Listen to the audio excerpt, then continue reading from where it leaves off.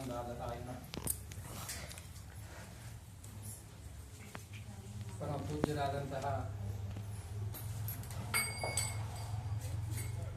ಸುರೇಶಪ್ಪನವರಿಗೆ ಸಾಷ್ಟಾಂಗ ನಮಸ್ಕಾರ ಮಾಡ್ತಾ ಎಲ್ಲ ಬಂದಂತಹ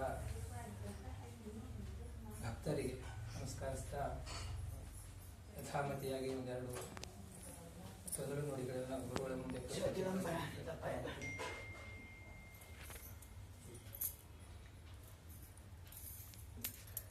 ಶಾಸ್ತ್ರದಲ್ಲಿ ಒಂದೆರಡು ವಾಕ್ಯಗಳನ್ನು ಹೇಳ್ತಾರೆ. ಶಿವಪುರಾಣದಲ್ಲಿ ವಿಶೇಷವಾಗಿ ಯಾರು 12 ವರ್ಷ ಪರ್ಯಂತರವಾಗಿ ಪಾರ್ಥಿವೇಶ್ವರ ಪೂಜೆಯನ್ನು ಮಾಡ್ತಾರೋ ಅದರಲ್ಲಿ ಹೇಳಿದ ಸ್ಪಷ್ಟವಾಗಿ ಅವರು ಶಿವಸ್ವರೂಪಿಗಳೇ ಅಂತ.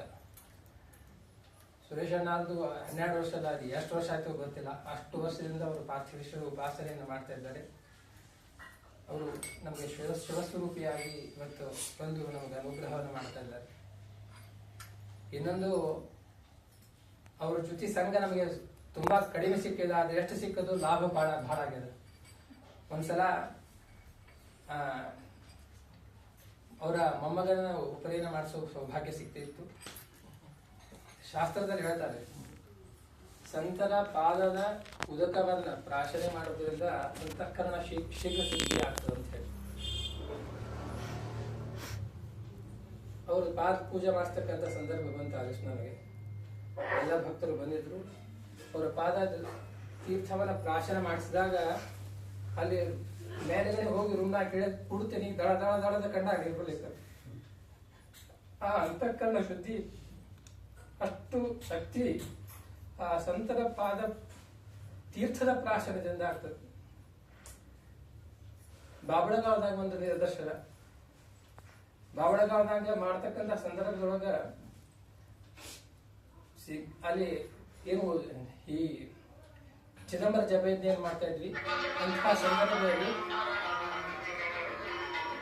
ಅಂತ ಸಂದರ್ಭದಲ್ಲಿ ತುಂಬಾ ಕ್ಲಿಷ್ಟ. ಅದು ಆ ಊರು ಜನದ ಸಹಕಾರ ಸಿಗ್ಲಿಲ್ಲ, ಇನ್ನೂ ಅಡೆತಡೆಗಳು ಸಿಕ್ಕಾಪಟ್ಟೆ ಬರಲಿತ್ತು.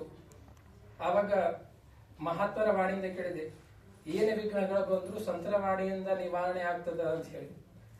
ಮಹಾರಾಜರು ಬಂದ್ರು, ಅವ್ರಿಗೆ ಪ್ರಾರ್ಥನೆ ಮಾಡಿದೆ, ಮಹಾರಾಜ ಬಹಳ ಕಷ್ಟ ಬರ್ಲಿಕ್ಕತ್ತದ್ರಿ ಯಜ್ಞದೊಳಗ ಅಂತ ಪ್ರಾರ್ಥನೆ ಮಾಡಿದಾಗ ಅವ್ರೊಂದು ವಾಕ್ಯ ಹೇಳೋದ್ರು, ಎಲ್ಲ ಸ್ವಾಮಿ ಇದ್ದಾಗ್ರಿ ಅಂತ ಒಂದು ವಾಕ್ಯ ಹೇಳಿದ್ರು, ಮುಗಿದು ಹೋಯ್ತು. ಅವತ್ತಿಂದ ನನ್ನ ಸ್ವಂತ ಅನುಭವ ಅದು. ಇಷ್ಟ ಕಾರ್ಯ ಸರಳಾಘಾತರ ಯಜ್ಞದ ಕಾರ್ಯಕ್ರಮ ಅದು. ಅಂದ್ರೆ ಭಗವಂತ ಸಂತರ ಸಾನ್ನಿಧ್ಯ ಇಲ್ಲ ಅಂತಂದ್ರ ಏನೂ ಆಗ್ಲಿಕ್ಕೆ ಸಾಧ್ಯ ಇಲ್ಲ ಅಂತ ಹೇಳಿ ನಮಗ ಸುರೇಶನ ಪ್ರತ್ಯಕ್ಷ ನಿದರ್ಶನ. ಬಹಳ ದಿವಸದಿಂದ ಪ್ರಾರ್ಥನಾ ಮಾಡಕತ್ತಿದ್ದೆ, ಬಂದು ಅನುಗ್ರಹ ಮಾಡಿದ್ದೀರಿ. ನಿಮ್ಮ ಕೃಪಾಶೀರ್ವಾದ ನಮಗೆ ಅಜ್ಜನ ಬಂದಂಗ ಆಗ್ಯದ.